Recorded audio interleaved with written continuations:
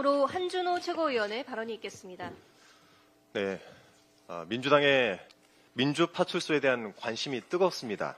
특히 국민의힘이 가장 격렬한 반응을 보이고 있습니다.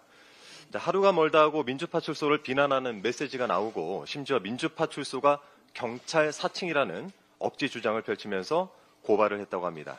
정말 어처구니가 없습니다만 짚고 넘어갈 부분은 좀 있어서 몇 가지 말씀을 드리겠습니다.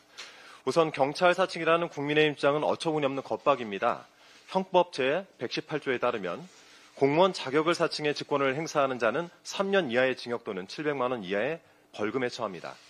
그런데 민주파출소가 경찰을 사칭한 바가 있습니까?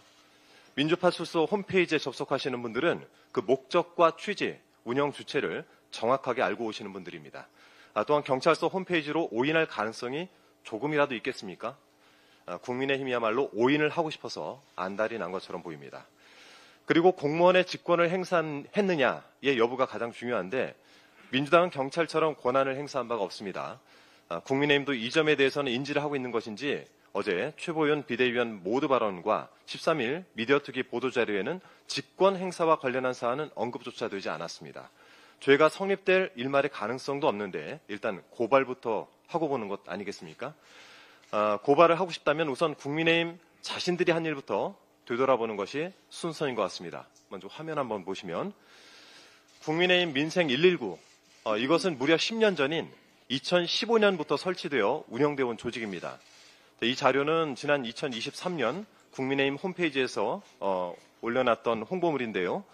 소방 상징과도 같은 119 명칭을 차용하고 또 소방차 그림도 집어넣고 소방수를 언급하는 것은 공무원 사칭 아닙니까? 여러분의 주장대로라면? 국민의힘이야말로 10년째 사칭을 하고 있는 셈입니다. 자, 그리고 국민의힘이 민주파출소를 두고 카톡 검열 운운하면서 가짜 뉴스를 의도적으로 확산시키고 있습니다. 다음 그림 한번 보시겠습니다. 이 현수막인데요. 첫 번째 보시면 이재명의 민주당이 당신의 카톡도 보겠답니다. 저희가 언제 보겠다고 했습니까? 이것을 기획한 홍보위원장을 비롯해 관련 국힘 관계자들에 대해서 강력한 대응을 하겠습니다. 명백한 허위입니다. 심지어 국민의힘 고동진 의원은 이른바 카카오톡 검열 금지법 즉 정보통신망법 개정안을 발의해서 민주당을 저격하고 있습니다만 이 개정안의 골자를 보면 민주파출소와 크게 관련이 없는 것 같은데 별 상관도 없는 법안까지 발의한 것은 민주당의 검열 프레임을 억지로 씌워보겠다는 의도가 아니겠습니까? 자, 화면이 하나 더 있습니다. 국민의힘이 한 일을 제가 한번 보여드리겠습니다. 지난 2017년 대선을 앞두고 국민의힘의 전신이었던 새누리당은 가짜뉴스 신고센터를 개설해서 운영을 시작했습니다. 당시 보도에 따르면 새누리당은 가짜뉴스 신고센터를 통해서 SNS와 카톡을 통해서 무차별로 유포되는 허위 왜곡 보도와 유언비어에 적극적으로 대응하기로 했었습니다. 8년 전 새누리당이 한 건 카톡 검열 아니고 뭡니까? 이러니까 내로남불정당 국민의힘의 적은 국힘이란 말이 국민 사이에서 만연한 것입니다. 다시 한번 강조합니다. 민주파출소는 가짜뉴스로부터 민주주의를 지켜내기 위해 출범한 것입니다. 국민의힘도 그동안 가짜뉴스 척결을 그렇게 부르짖지 않았습니까?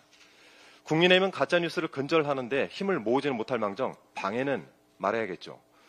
국민께서 보시기에 제발 저려 발끈하는 사람들처럼 보입니다.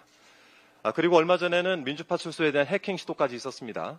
다행히 방화벽 시스템이 잘 작동해서 해킹 시도를 막긴 했습니다만 이런 사이버 테러까지 동원해도 민주파출소의 문을 닫게 만들지는 못할 것이란 경고의 말씀드립니다.